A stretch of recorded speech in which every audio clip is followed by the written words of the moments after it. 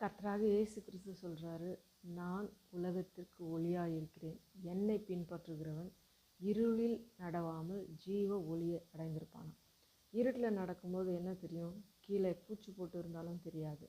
இருள் யாருக்கு ரொம்ப பிடிக்கும்? பூச்சிகளுக்கும் தவறான காரியங்கள் செயல்படுத்துறதுக்கும் தான் இருள் பிடிக்கும்.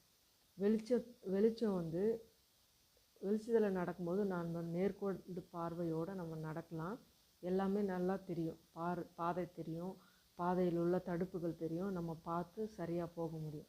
அதனால தான் எந்த மனுஷனையும் பிரகாசிப்பிக்க செய்கிற மெய்யான அந்த ஒளி யார்? கர்த்தராகிய இயேசு கிறிஸ்து. அவரை பின்பற்றும்போது நம்ம இருளிலே நடவாமல், என்னை பின்பற்றுகிறவன் இருளில் நடவாமல் ஜீவ ஒளியை அடைந்திருப்பானா. அந்த ஜீவ ஒளியை நம்ம பற்றி கொண்டு நடக்கும்போது எந்த சேதமும் எந்த இருளின் அதிகாரங்களும் நம்மளை பின்பற்றாது. நம்ம நேர்கொண்டு பார்வையோடு கர்த்தரை நோக்கி